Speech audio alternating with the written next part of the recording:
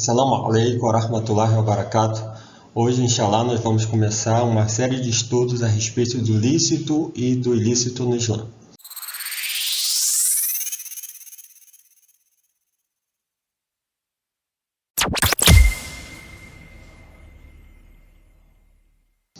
Então vamos lá. Inicialmente, para entender o lícito e ilícito no Islã, a gente vai fazer uma introdução a respeito da Sharia. O que é Sharia? Conceito, fundamentos e fontes. Inicialmente, precisamos compreender que o Islã não se restringe a um conjunto de crenças subjetivas. Portanto, não tem caráter apenas confessional, mas sim é uma legislação plena, é um conjunto de normas de conduta que regem toda a vida do indivíduo, seja na interação com o próximo, nas íntimas convicções, na alimentação, na higiene pessoal ou na adoração a Deus. Isso aqui é muito importante frisar porque a nossa ideia aqui de religião ela está muito restrita a um aspecto confessional, é uma íntima convicção, é uma crença, é aquilo que a pessoa carrega no mais fundo do seu ser, no seu coração, na sua psique. Isso é um conceito que não se coaduna com o Islã. O Islã ele não se restringe a isso. Então, a palavra propriamente religião, ela é pobre para poder caracterizar o Islã, partindo dessa definição, de que religião seja algo meramente confessional, algo relativo apenas à alma do indivíduo ou apenas uma forma de religá-lo a Deus. Não, religião, no caso, se for aplicar como definição para o Islã, ela vai precisar ampliar o seu significado, Vai ter também essa parte confessional de crenças, de convicções, mas não só isso. Todos esses outros aspectos são inerentes à religião. Então vamos lá. Qual seria o conceito de Sharia? Sharia é o conteúdo da religião, no árabe, din. Então é a orientação divina revelada à humanidade por intermédio dos profetas. Então temos aqui alguns desdobramentos do din, ou da religião, ou da Sharia.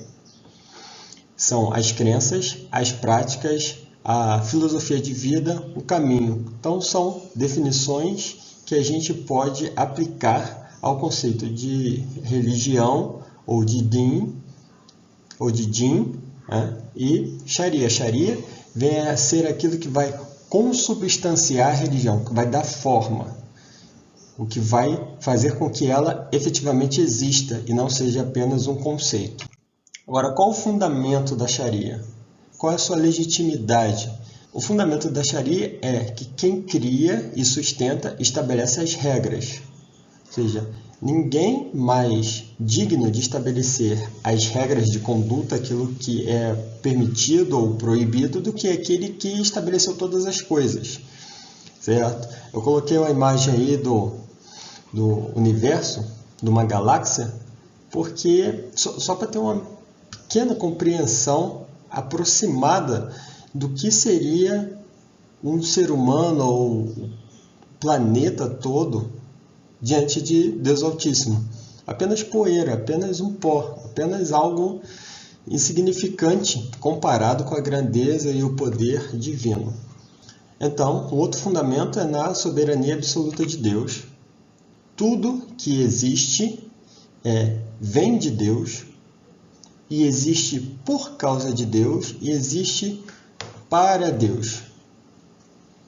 Não há nada que possa existir que tenha uma origem que não tenha sido Deus, que seja sustentado por algo que não seja Deus e que tenha como propósito algo além de Deus.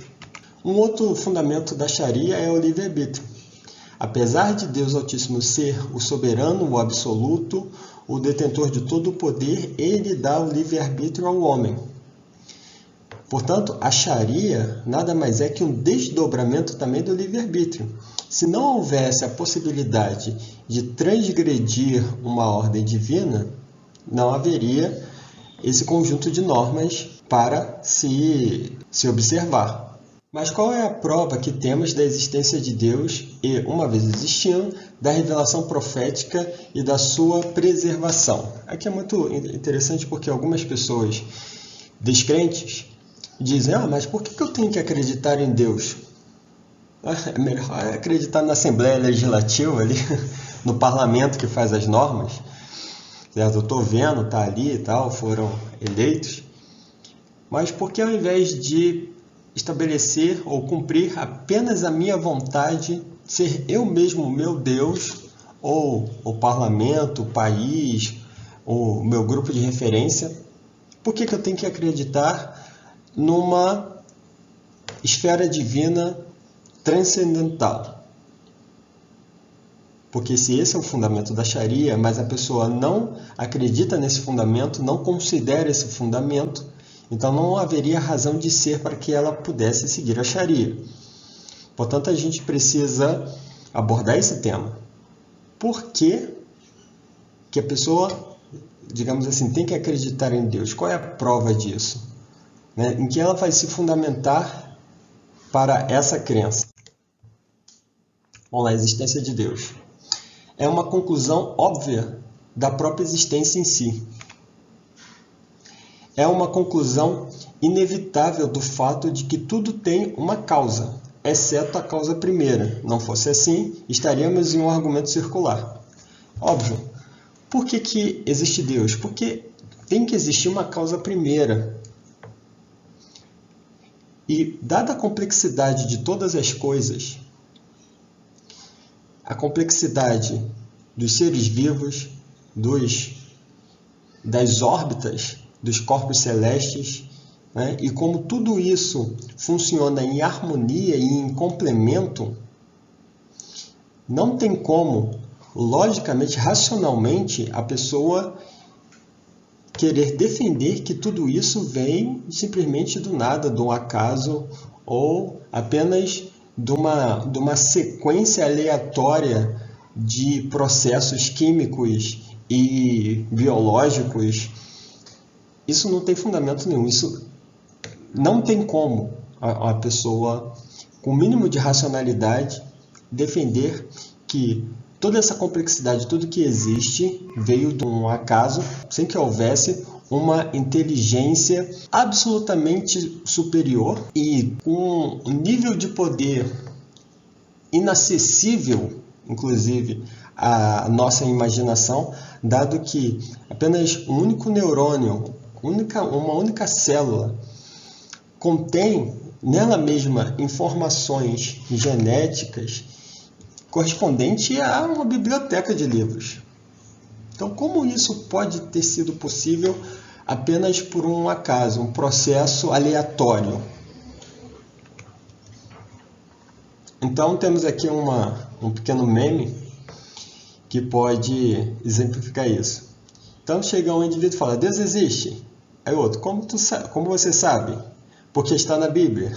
E como saber se a Bíblia diz a verdade? Porque foi Deus que escreveu. Esse é um argumento circular. Todos os argumentos de raciocínio são circulares.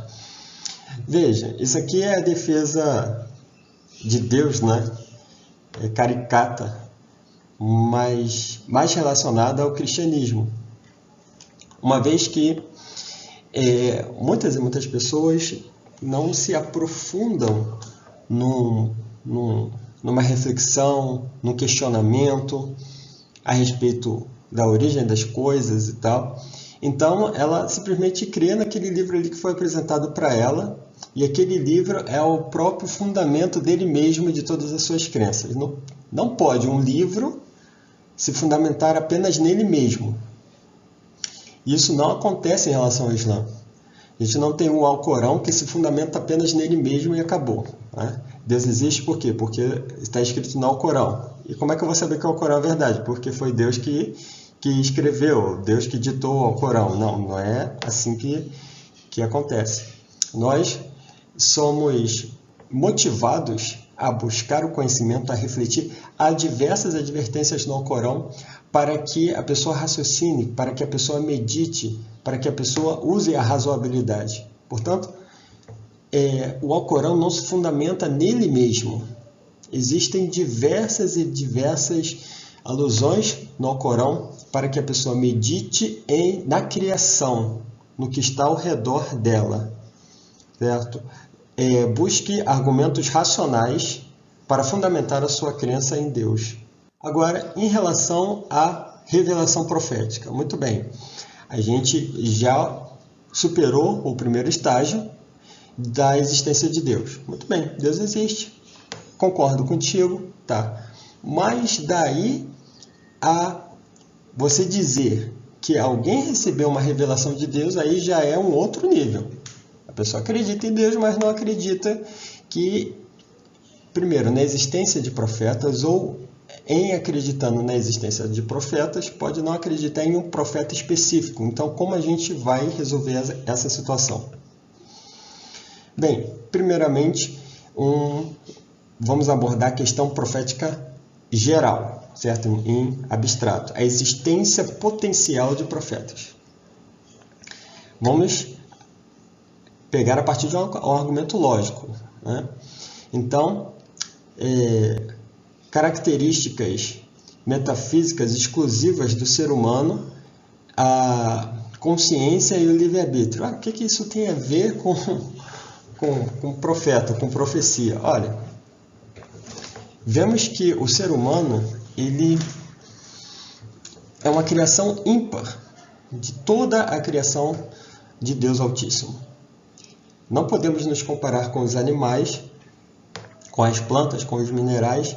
Vemos que, de todos esses elementos da criação, o ser humano ele é o único a possuir características metafísicas, ou seja, uma consciência e um livre-arbítrio. A consciência da existência, de que nasceu, de que existem fases da sua existência, a fase inicial de crescimento, de desenvolvimento, de maturidade, de velhice e a morte. O ser humano ele é o único ser vivo que tem consciência de todo esse seu processo, todo esse seu ciclo de vida, que uma geração se sucede à outra, coisas que aconteceram nos antepassados e que podem servir e que servem efetivamente para inspirar o nosso presente e o nosso futuro, a possibilidade de aprender coisas, de se arrepender de alguns procedimentos adotados e mudar, né, a sua forma de vida. Então, todas essas características são exclusivas do ser humano. Então, agora, o que isso tem a ver com a profecia? Ora, isso quer dizer que Deus Altíssimo, ele, uma vez criando o homem com todas essas particularidades em relação a todos os outros seres da criação, isso quer dizer que ele estabelece para o ser humano normas, certo? De conduta para que esse ser humano possa fazer algo que nenhum outro ser criado possa fazer. Exercer o seu livre-arbítrio em seguir ou não aquelas normas estabelecidas por ele. Agora, como saber, num caso específico, se aquele indivíduo que se apresenta como profeta efetivamente é um profeta? Bem, aí a gente vai ter que analisar primeiramente o conteúdo da mensagem em relação à lógica, à coerência e à consistência. Veja, o conteúdo da mensagem em relação à lógica, a gente já está pegando um elemento externo à mensagem para validá-lo. Esse elemento externo à mensagem é um elemento imaterial, certo? É um elemento metafísico, é um elemento sublime, digamos assim, do ser humano. Se uma afirmação ela se harmoniza com a outra afirmação e se isso tudo faz um sentido. Então a gente vai buscar primeiro essa validação externa, essa validação imaterial externa da mensagem. O que a pessoa está falando tem lógica? É possível que isso aconteça dessa forma? Depois, coerência, certo? A pessoa fala uma coisa e depois fala outra. Tudo aquilo que essa pessoa falou, ou esse candidato a profeta falou, é coerente?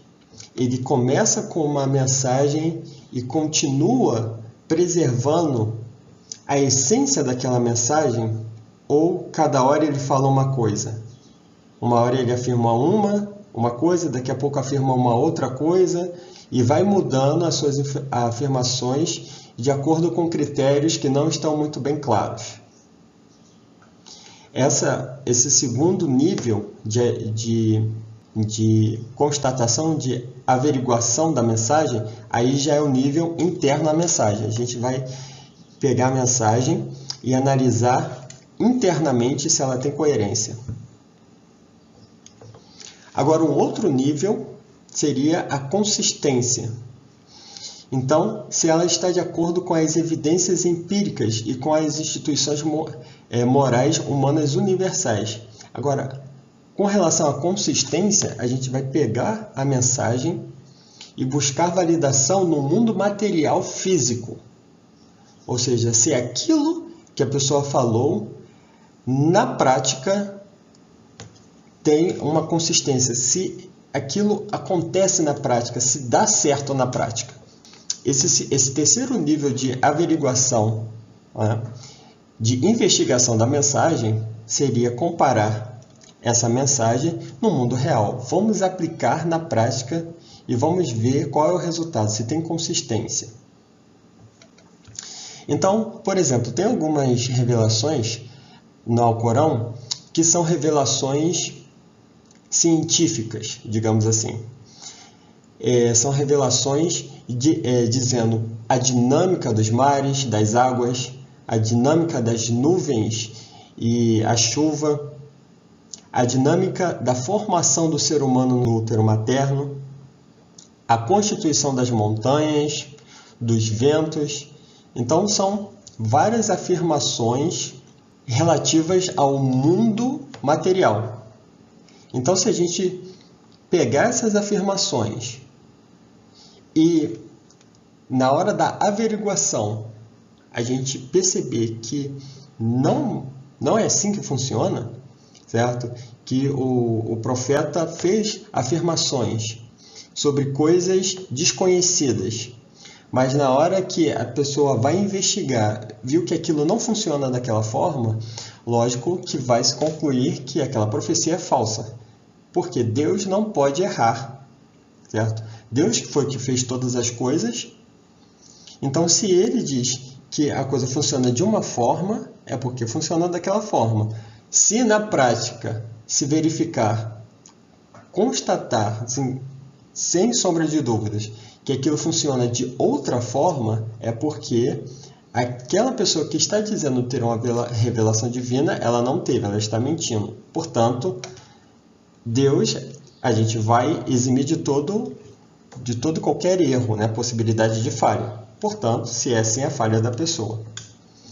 Então, temos esses três níveis de averiguação da mensagem e do profeta para ver se a gente vai conferir aquele título, né? A gente vai acreditar na profecia daquela pessoa específica.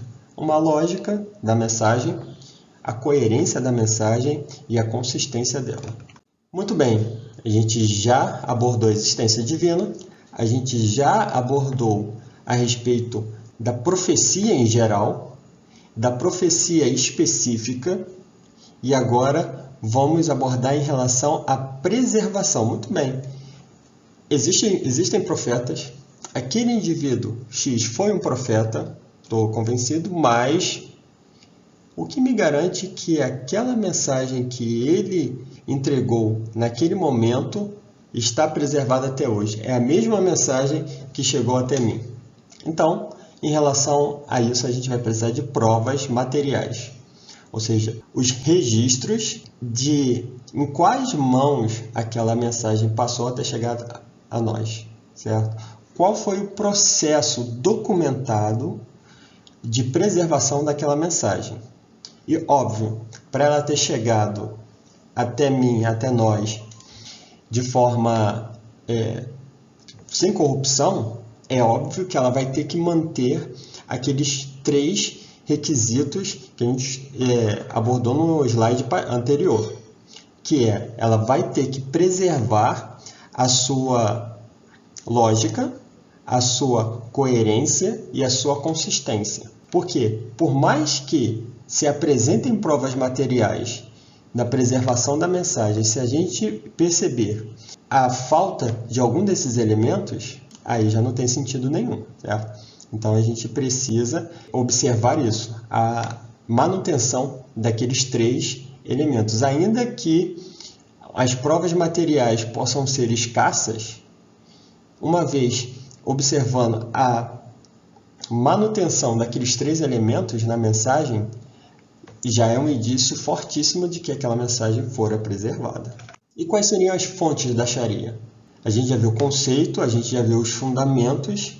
Agora, quais são as fontes? Então, as fontes da Sharia, nós temos o Alcorão Sagrado, a Sunna do Profeta, sallallahu alaihi wasallam, o consenso dos estudiosos e analogia sistemática. Na maioria das vezes, os versículos do Alcorão expõem as leis de uma forma geral, de forma que o detalhamento ficou a cargo do profeta Muhammad, que a paz e as bênçãos de Deus estejam com ele. Ver, no caso, o Alcorão no capítulo 16, na surata 16, versículo 44. Versículo no qual está expresso que Deus Altíssimo entregou ao profeta o encargo de detalhar a mensagem. E é o razoável, certo? É o que a gente espera.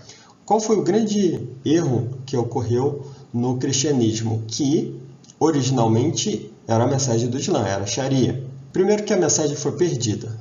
O evangelho de Jesus, que a paz de Deus esteja com ele, foi perdido. Ainda algumas coisas que as pessoas mais próximas conseguiram registrar, coube o seu respectivo detalhamento a terceiros.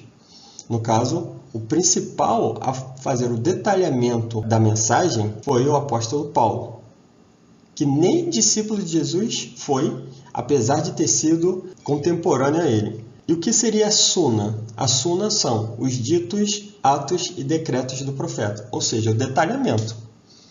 A mensagem vem no Alcorão de forma assim, mais geral, mais genérica, e durante os seus 23 anos de profecia, o profeta, que a paz e as bênçãos de Deus estejam sobre ele, foi detalhando cada aspecto da Sharia, do Alcorão. Foi aplicando a casos concretos. Isso é natural, né? Ser necessário haver um aprofundamento, um detalhamento.